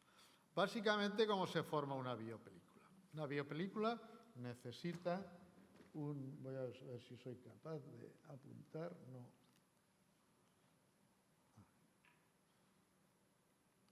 Bueno, no sé apuntar. Básicamente necesita un sustrato que previamente está condicionado, dependiendo si es ambiental o en el organismo humano, y sobre él se depositan una serie de células planctónicas. Pueden ser gram positivas, pueden ser gram negativas, no influye. Esas células se adhieren, estamos en el punto 3 de esa diapositiva. Es posible que en este momento algunas puedan separarse de esa superficie, pero la gran mayoría de ellas se van a quedar. Y va a haber una intercomunicación entre las células, una comunicación intercelular. Van a secretar una serie de moléculas de bajo peso molecular, la principal responsable es la acilhomoserína-lactona, y entonces las bacterias se van a poner de acuerdo, va a haber un quórum, una percepción de quórum, o quórum sensing, que dicen en los anglosajones, y por un lado van a activar una serie de genes para sintetizar la matriz, e incluso van a activar también, van a producir nuevos factores de virulencia. Continúa el crecimiento y multiplicación de las bacterias en esa biopelícula. Como ven ustedes ahí, hay una difusión y un transporte tanto de nutrientes como de oxígeno a las partes más profundas, más internas de la biopelícula, y ahí termina el proceso de formación. Es posible que, como vemos en el punto 9 de la diapositiva, se desprendan algunas células para de nuevo poder volver a formar biopelícula, o bien en el ambiente donde se encuentren, o bien en alguna zona del organismo humano. Y además la arquitectura, como podemos ver ahí en el tercer dibujo, la arquitectura de la matriz no es sólida, sino que existen unos huecos, unos canales a través de los cuales pasa el agua, pasan los nutrientes, se difunden todos estos ingredientes. Lo cual confiere a la biopelícula una enorme heterogeneidad. Es decir, hay unos gradientes de concentración tanto de oxígeno como de nutrientes, más escasos, más bajos, lógicamente en el interior, en las zonas más profundas, es donde se localizan también las bacterias de crecimiento lento, y continúa habiendo esa señalización intercelular, lo cual va a provocar cambios fisiológicos en las células. Hay también, como ven en la parte de abajo de la derecha, una enorme diversidad genética. Casi nunca las biopelículas están formadas por un único tipo de bacteria, sino que son polimicrobianas. Y sobre todo, fíjense ustedes en la capa externa de esa matriz polisacaroidea. Está cargada negativamente. ¿Eso que va a producir? Pues va a ser muy importante porque van a unirse con los antimicrobianos que están cargados positivamente, de manera que van a evitar el acceso de estos agentes antimicrobianos, antibióticos, fundamentalmente a las partes internas de la biopelícula. Por lo tanto, las bacterias se encuentran muy protegidas dentro de esa biopelícula, porque impiden que las fuerzas físicas las puedan arrastrar, compacten ahí un nicho muy favorable, están muy juntitas unas con las otras, con lo cual pueden transmitirse muy fácilmente información genética. Y sobre todo, porque van a resistir las defensas del organismo humano, la fagocitosis, y van a ser resistentes a los antibióticos. Es conocido en todos los artículos en este sentido que las bacterias dentro de una biopelícula son entre 100 y 1000 veces más resistentes a los antibióticos. En parte porque el antibiótico no puede penetrar, pero en parte también porque muchas veces estos antibióticos, como ocurre por ejemplo con los beta-lactámicos, necesitan que la bacteria esté metabólicamente activa, lo cual no ocurre dentro de la biopelícula. Bien, según los Centros de Control de Enfermedades de Estados Unidos, calculan que aproximadamente el 70% de las infecciones bacterianas están involucradas biopelículas. Aquí en esta imagen, la parte derecha, tenemos algunas infecciones tisulares, algunas de ellas se las voy a comentar, como es la placa dental, la fibrosis quística, las infecciones urinarias, infecciones de heridas, pero sobre todo también es muy importante, y aquí es donde deberían interactuar estos otros profesionales, aparte de la clase médica, en una serie de instrumentos o aparatos o prótesis que se introducen en el organismo humano, como por ejemplo lentes de contacto, tubos endotraqueales, prótesis cardíacas, marcapasos, sobre todo los catéteres, como ahora veremos, e indudablemente cualquier implante ortopédico, de cadera, de rodilla, de lo que fuera. Bien, brevemente les voy a poner unos ejemplos, simplemente para llamar su atención. La placa dental. Cualquier persona sana, en nuestra boca tenemos entre 300 y 500 bacterias distintas.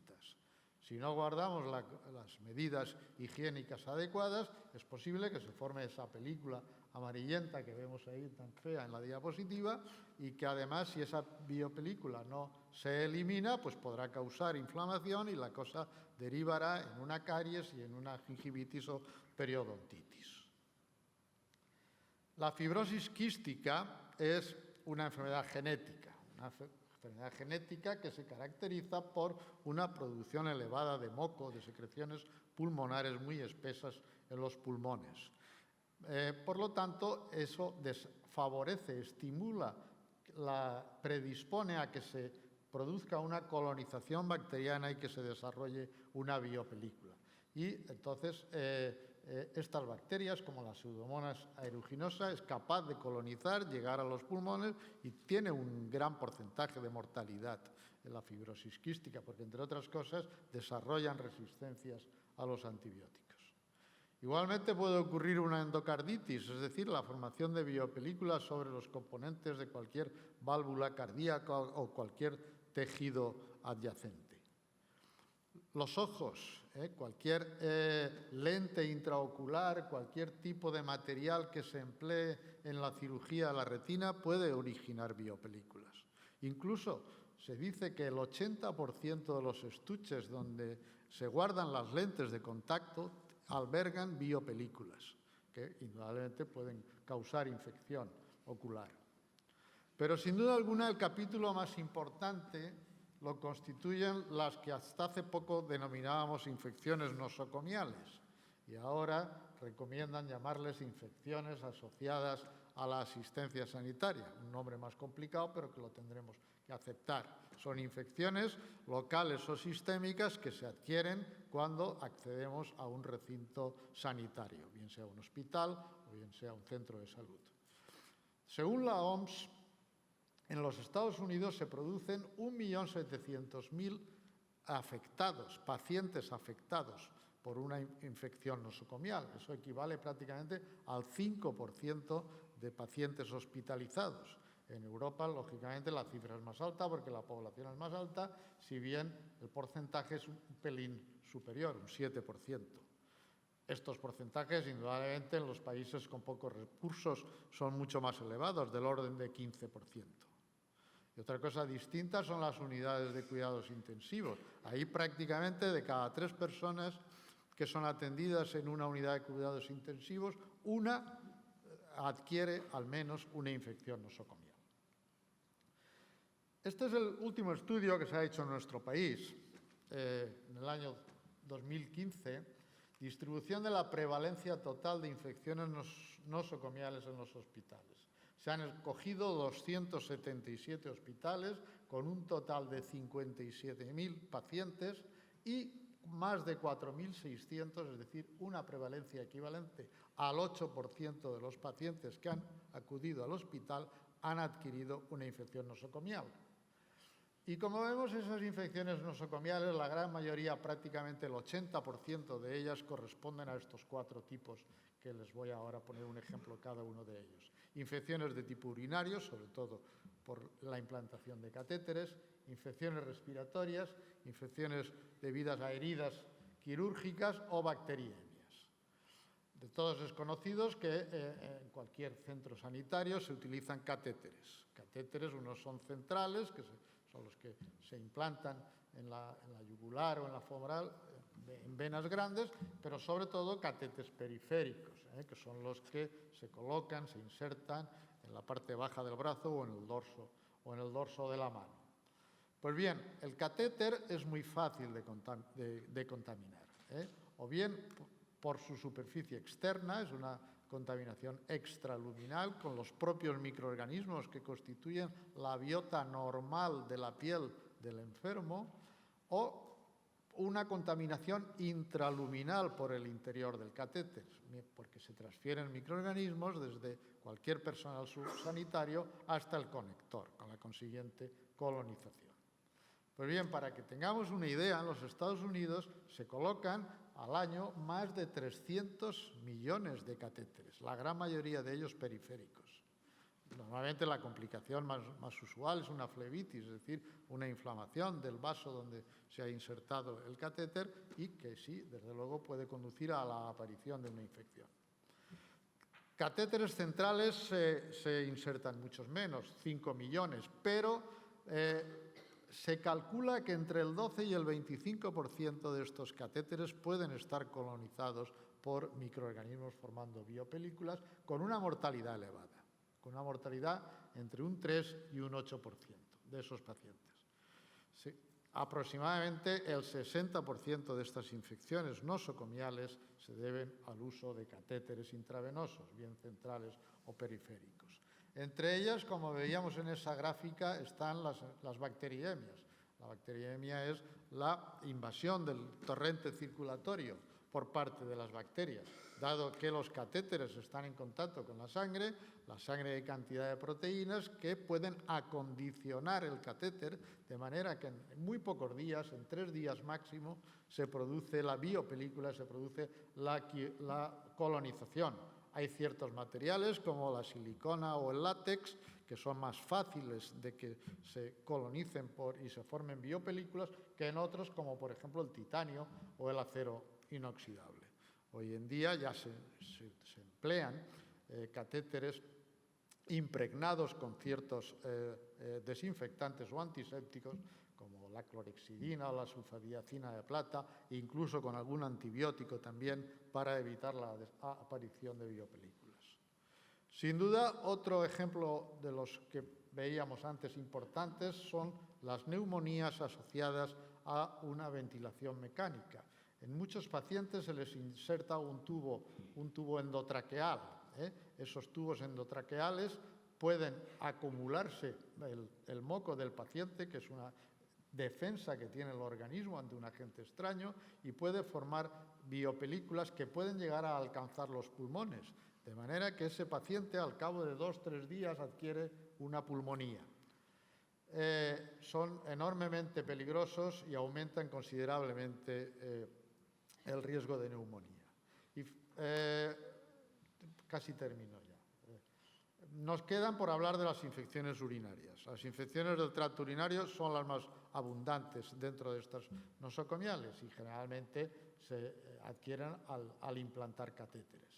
Y finalmente quería comentarles las infecciones quirúrgicas. Aquí vemos una herida. Si esa herida no se ha tratado adecuadamente, es posible que se desarrolle, como ven ahí arriba, una biopelícula.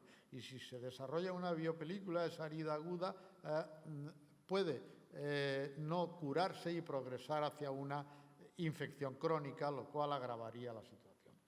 Por lo tanto, termino y aquí lanzo un reto a los ingenieros, a los biotecnólogos, y es ¿qué opciones tenemos para controlar esto? Pues podemos actuar a varios niveles. Sin duda alguna, el mejor sería el primero, impedir la adhesión, para lo cual habría que utilizar biomateriales que impidieran que las bacterias se depositaran. Recientemente se está utilizando compuestos de amonio cuaternorio silanado, que no es tóxico, sobre todo en dispositivos médicos. Detener el crecimiento y bloquear la síntesis de la matriz polisacaroidea es complicado. Sí que existen algunos enzimas, incluso algunos hongos o algunos antibióticos que parecen impedir la formación de la matriz. Desde luego, matarlos va a ser complicado porque ya hemos dicho que los antibióticos no acceden dentro de la biopelícula. Otro modo de actuación importante sería aquí romper la comunicación intracelular. En este momento de lo único que se dispone, bueno, de lo casi único, son las furanonas, que son sustancias parecidas a esa molécula señalizadora, pero que es bastante tóxica, con lo cual apenas se puede emplear. Por lo tanto, solamente quedan dos casos. Uno, la eliminación mecánica, como ocurre muchas veces, tienen que eliminar esa prótesis, limpiarla y volverla a poner, o favorecer el desprendimiento de microorganismos de la biopelícula, porque en ese caso sí que podrán ser atacados por los anticuerpos o por los antibióticos, mediante ultrasonidos, agitación, raspado, e incluso hay alguna DNasa producida por una bacteria que lo produce. Pues bien, nada más, les dejo con un chiste gráfico relacionado con estas cosas. Gracias.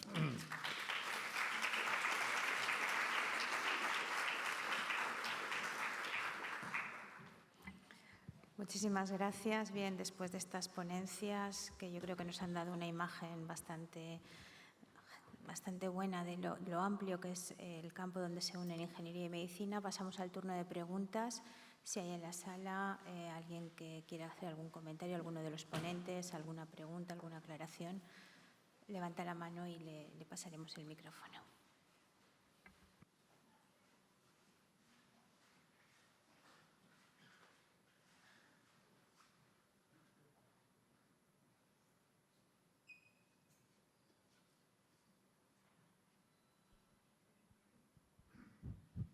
Sí. Bueno, una sesión magnífica. Soy José Vilar, radiólogo, académico. Quería preguntarle a José María Beñoc si tiene alguna noticia o ha trabajado o sabe de alguien que trabaje con mamografía espectroscópica también. O sea, analizar, porque hubo una empresa, Sectra, sueca, que sacó un mamógrafo que actualmente es Philips, que sí que tiene esa posibilidad, pero la verdad es que apareció así como una cosa que podía ser interesante, pero luego no hemos vuelto a oír nada de esto.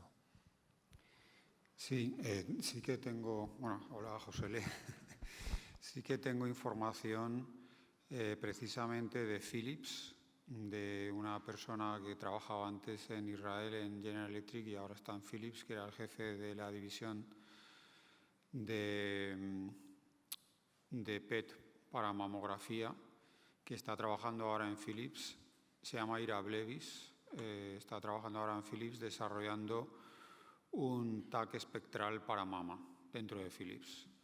¿Cuánto tiempo va a tardar en salir al mercado? No lo sé. Sé que no es con Sectra, sé que no es con la tecnología de Sectra, pero tarde o temprano saldrá.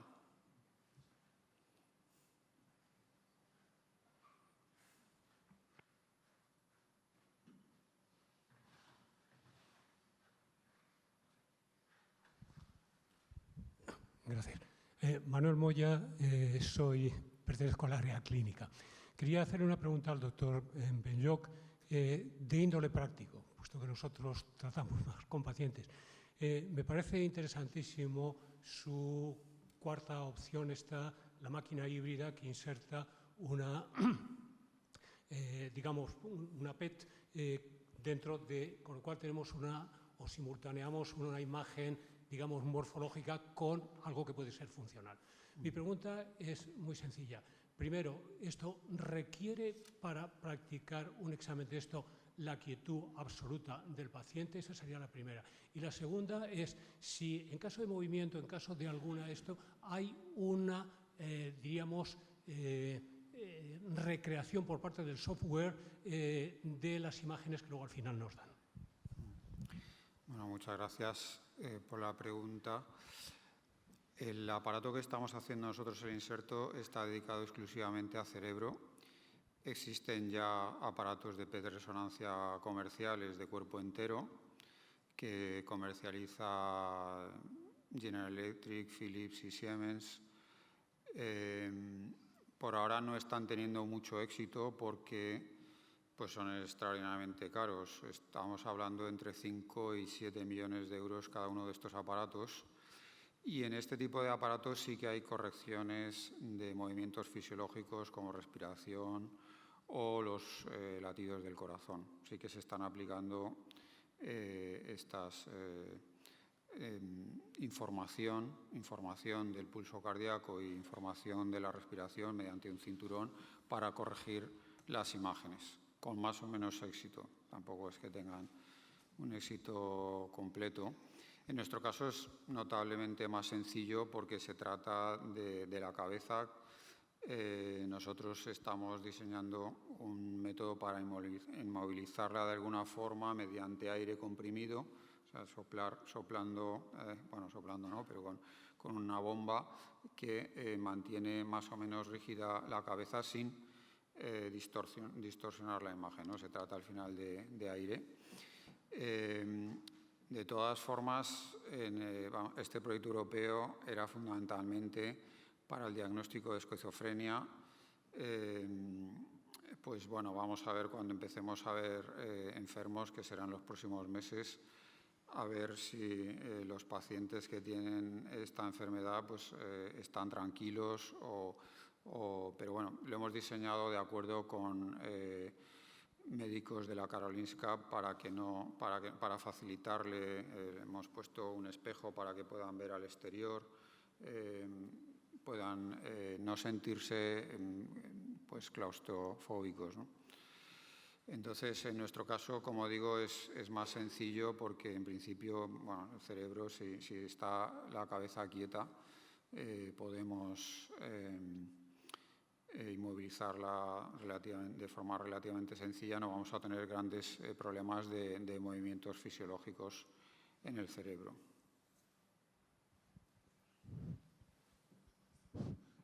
Juan Brines. ¿Se oye? Bien. Juan Brines, de la Real Academia y interesado en pediatría. Me dirijo, en primer lugar, a manifestar la gran satisfacción por esta reunión, que espero que se multiplique en el futuro. Me ha parecido muy, muy interesante, porque son dos instituciones que mantienen un interés muy directo hacia la sociedad en términos amplios y que pueden servir, en cierta manera, para catalizar movimientos conjuntos. Querría plantear dos cuestiones. Una al profesor Benlloch y el otro al profesor Hernández. Para centrar la primera pregunta al profesor Benlloch, quiero decir que estoy interesado en la promoción de la salud del niño y también del adulto desde la infancia, porque es desde la infancia donde las enfermedades de la civilización tienen sus raíces. Entonces, uno de los aspectos que creo fundamental es que esa promoción, es decir, la adquisición de conocimientos, habilidades y actitudes hacia la salud, comienza por su enseñanza en la infancia. Me ha maravillado su exposición, se lo digo en serio. A mí, por ejemplo, ver la imagen que nos ha mostrado del hipocampo y de toda el área renal de un ratón, yo creo que no he visto nunca una imagen, es difícil incluso en las preparaciones anatómicas hallar algo similar. También me ha gustado también me ha satisfecho ver las alteraciones morfológicas en procesos patológicos. Sin embargo, el tema que a mí me inquieta y me produce es un problema fundamentalmente funcional. En este momento, usted la aproximación más cercana que ha hecho ha sido la presentación de un PET junto con una resonancia magnética funcional. Hay otras posibilidades, como puede ser la electromagnetoencefalografía o como puede ser, por ejemplo, la electroencefalografía dirigida a potenciales de eventos. La pregunta concreta y están saliendo cosas realmente muy interesantes, como es, por ejemplo, los procesos de adquisición del lenguaje en el niño, donde hay cosas que incluso pueden ser ayudar a la toma de decisiones, como es el tema tan controvertido en nuestra sociedad del bilingüismo. Entonces, la pregunta que le quiero hacer es, ¿cuáles son, a su juicio, las perspectivas más sólidas en estos momentos para estudiar el funcionalismo del cerebro en aspectos como puede ser la adquisición del lenguaje, la práctica del lenguaje, la escritura del lenguaje, etc.? Y al mismo tiempo, esos aspectos funcionales, es decir, ese aspecto de funcionamiento del cerebro, nos podría ayudar en enfermedades que son tan elusivas como las que usted ha mencionado de la esquizofrenia, donde no hay una alteración morfológica patente, clara, pero sí que se observa alteraciones en lo que son los circuitos neuronales respecto a la percepción de la realidad y a la conducta. Me gustaría de verdad, porque su conferencia me ha supuesto una gran satisfacción. Muchísimas gracias. Hay varias técnicas de imagen, obviamente, que están ayudando ya a la comprensión del funcionamiento del cerebro. Pienso que la resonancia funcional, para determinar las zonas que se están activando, realizando distintas actividades como el habla o actividades motoras, etcétera, pues ahora mismo puede ser la forma más limpia de estudiar estas cosas. En un aparato que he propuesto aquí también, que sería este PET de altísima sensibilidad, se podrían introducir dosis 100 veces inferiores a las que se introducen actualmente y, por tanto, incluso en niños poder estudiar también ciertos comportamientos funcionales en el cerebro. Probablemente pues la mezcla de las dos modalidades de imagen sea la más útil.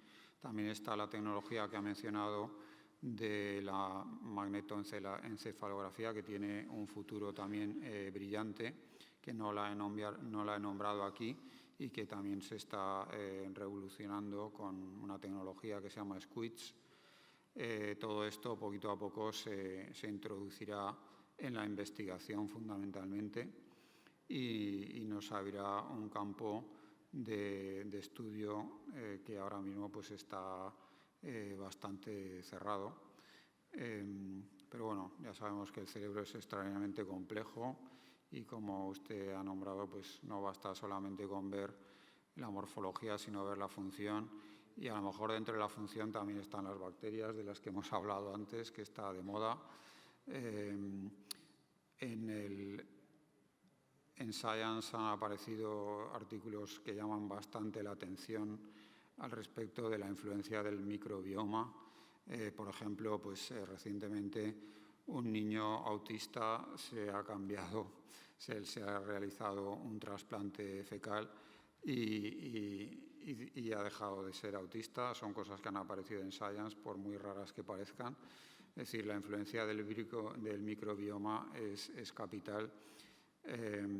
Y esto va a ser difícil estudiarlo con la imagen que conocemos actualmente, pero pero bueno, sin duda que con todas estas técnicas se pueden visualizar también las bacterias, pero en fin, está apareciendo un mundo completamente nuevo con el microbioma. Y bueno, pues no lo sé a dónde va a llegar, pero está claro que los seres humanos o en general los sistemas biológicos son extraordinariamente complejos y que no sabemos, no tenemos mucha idea de por dónde ir. Bueno, sí que tenemos algunas ideas, pero estamos bastante lejos de dominar, de comprender de forma completa el mismo cerebro humano. No basta con saber que tenemos neuronas, etcétera, y otras influencias.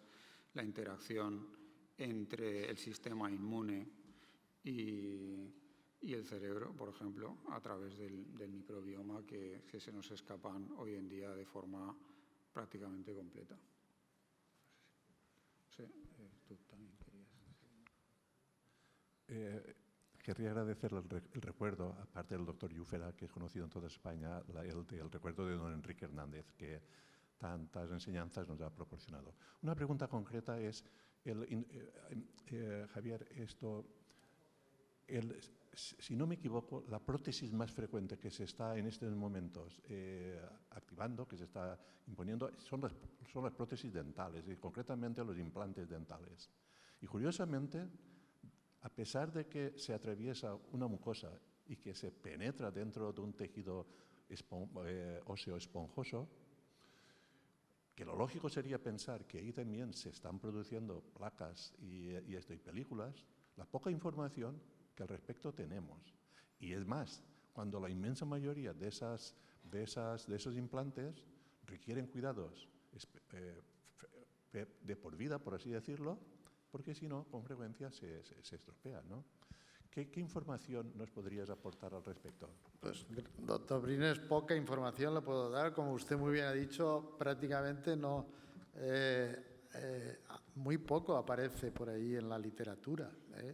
Indudablemente no deben de causar muchos peligros, probablemente sean colocadas ya desinfectadas o esterilizadas ese tipo de prótesis, con lo cual no se deben de producir biopelículas. Yo no he visto apenas en información específica en este campo de las prótesis dentales, no he visto artículos relacionados con la aparición de ese tipo de prótesis, de prótesis de biopelículas, perdón. Sí. ¿Alguna otra cuestión? Yo quería preguntar si es posible al profesor Saiz, porque me ha quedado una curiosidad. Hablando de los modelos, de la modelización del efecto de los fármacos, me surgía, ¿cabe la posibilidad de llegar a un momento, en un futuro más o menos previsible y cercano, en el cual podamos testar el efecto de un medicamento sobre un paciente concreto antes de decidirnos a aplicarlo o no? ¿O eso todavía...? Bueno, es como un poco el horizonte hacia el que queremos ir, hacia el que estamos intentando ir, pero estamos aún un poco lejos. Sí que se habla de los modelos personalizados y, por ejemplo, nosotros hemos hablado de un modelo, pero sí que hay otros grupos, y también lo podemos hacer nosotros, que trabajan con un conjunto de modelos. Al final, el ser humano en sí mismo es muy complicado, con lo cual meter toda la información de un paciente para saber lo que va a pasar ahí es complicado. Es más fácil hacerlo en poblaciones, es decir, sí que podemos tener una información de que puedo hacer un fármaco, por ejemplo, sobre pacientes o sujetos que tengan una determinada mutación, ¿de acuerdo?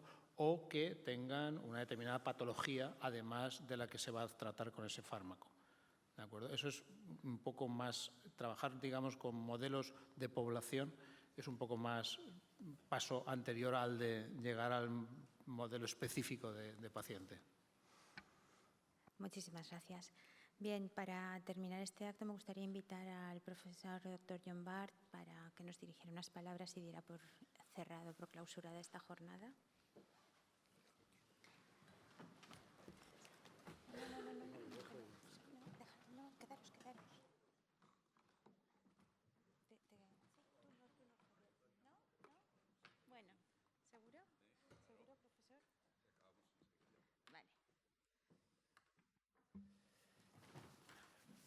Bueno, pues yo creo que la sesión ha sido muy intensa, ha sido larga, puesto que casi llevamos 2 horas en ella y, por lo tanto, ha sido además muy fructífera y interesantísima. Yo creo que no solo interesante para los académicos, sino que creo que además lo más importante es que haya sido interesante para los jóvenes estudiantes que esta tarde ya nos están acompañando en la sesión. En primer lugar, yo quiero felicitar a los 3 conferenciantes por sus intervenciones, frutos todas ellas de una experiencia personal y, sobre todo, también, y eso quiero insistir, en que cada uno de ellos representa la cabeza de un equipo. Es decir, hoy en día no se puede trabajar solo, ya se ha dicho, ya lo decía el señor rector, sino que es un trabajo en equipo, un trabajo de grupo, en los que la tecnología, además, para desarrollar nueva tecnología es imprescindible. Vean ustedes cómo los 3 ponentes desarrollan sus investigaciones en base a una tecnología extraordinariamente compleja y con unos medios necesarios y unas infraestructuras que son imprescindibles para investigar. Hemos visto también lo que aporta la ingeniería y la biotecnología aplicada al diagnóstico de la patología, de las enfermedades, desde los modelos de diagnóstico por la imagen, como nos ha mostrado José María Benlloch con su claridad y su experiencia y sencillez en su modo de hablar, lo mismo que los modelos in silico, los modelos básicos de lo que puede constituir una base para el estudio de la patología del miocardio. Yo creo que en este segundo sentido es importante resaltar cómo estos modelos in silico, y lo hablábamos antes de empezar la sesión, tienen un gran valor puesto que son la fase inicial, sobre todo, de la farmacología, que va a permitir el disminuir lo que es el uso de animales, es decir, de lo que es el laboratorio experimental en estas fases intermedias antes de llegar al enfermo. Naturalmente no se puede saltar desde el modelo in silico desarrollado con un computador a lo que es el tratamiento clínico, pero sí disminuir mucho y aumentar la rapidez y además la versatilidad de los ensayos, que es una de las cosas que hoy cuesta más, ¿verdad? Porque en estudios farmacológicos los problemas en la isquemia de miocardio, en la fibrilación auricular de los fármacos, lo que es la experimentación básica es una de las más costosas y más complicadas. Y bueno, en tercer lugar, nuestro académico también de número, Javier Abamar Hernández, nos ha hablado de una situación ya mucho más práctica. Primero, las biopelículas, lo que no se ve. Uno cuando piensa del mundo microbiano, lo piensa flotando en el espacio, ¿verdad? Y entre los líquidos, en la saliva, en el jugo gástrico, entre las heces, pero no se lo imagina cómo esa microbiota está adherida a las paredes de nuestro intestino, por ejemplo, de nuestra mucosa respiratoria, y constituye uno de las barreras interpuestas entre lo que es el medio ambiente y lo que es nuestra estructura orgánica, y cómo puede producir una patología tan complicada como la que se ha descrito esta mañana. Yo creo que lo importante, la conclusión que yo sacaría importante de esta sesión es el significado de lo que es un mundo y una salud. El otro día teníamos una sesión en la academia en que se incorporaba como académico el doctor Santiago Vega, catedrático de veterinaria de la Universidad CEU Cardenal Herrera. Y insistía, y yo creo que es una realidad, en lo que es la proximidad, hablaba entre el mundo animal y la medicina humana, entre la veterinaria y el humano. Bueno, todo lo que se ha traído aquí es mucho de experimental, como lo hemos visto con las imágenes que nos ha mostrado el doctor Benlloch. Creo que el mundo de la salud es un mundo único, no es un mundo en parcelas. Y eso yo creo que para ustedes, como estudiantes en una nueva carrera, en un nuevo grado, como ahora se llama, antes hablábamos de licenciaturas, ahora a mí me cuesta hablar de grados, parece que es degradar lo que era una licenciatura, pero en fin, bueno, ese ya es ese es otro tema que viene de Bolonia, como dicen ahora, le echamos la culpa a la Comunidad Europea, le echamos la culpa a Bolonia y nos quedamos ya así más tranquilos. La realidad es que este mundo está unido, es decir, desde los enfoques básicos de la genética, de la biología molecular, que hoy no lo hemos tratado más que muy indirectamente, el doctor Aba Hernández nos ha hecho algún comentario, hasta lo que es la aplicación de la farmacología, lo que es la salud pública, es todo lo mismo. Es decir, estamos todos en el mismo barco y ese barco es el barco de tratar de conseguir una mejor salud para la población. Y se ha de enfocar desde los distintos aspectos. Los médicos no solo podemos ya curar, debemos curar obviamente, debemos tratar de curar, que no siempre se consigue, pero lo que sí que también tenemos que hacer es prevenir la enfermedad. Y ahí es donde todos, los ingenieros, los químicos, los biólogos, los genetistas, los bioingenieros, todos tenemos la misma responsabilidad desde un distinto aspecto. Yo creo que este proyecto que hoy iniciamos con la Universidad Politécnica es un proyecto que es ilusionante por cuanto abre nuevas perspectivas, tanto para la academia, que la academia somos los académicos y los académicos son ustedes, aquí tienen 2 académicos y confío que en un próximo futuro algunos de los que están aquí también se incorporen a nuestra institución, como para los que desde fuera, es decir, desde lo que constituye la sociedad, intervienen y son además beneficiarios de ella. Nosotros tenemos una responsabilidad como universidad, como academia, en mantener un estándar de formación y información alto, pero al mismo tiempo de comunicación. Si no sabemos comunicar lo que hacemos, hoy en día no sirve para nada. Y yo creo que uno de los defectos que tenemos en estos momentos es la falta de comunicación con la sociedad para que ella se haga, primero para que conozca mejor lo que son los problemas de la salud. No quiero hablar de sanidad, de salud. Y en segundo lugar, para que se responsabilice a través de ese mejor conocimiento de lo que pueda ella hacer o lo que pueda hacer cada uno de nosotros por evitar la enfermedad y por mejorar nuestro estado de salud.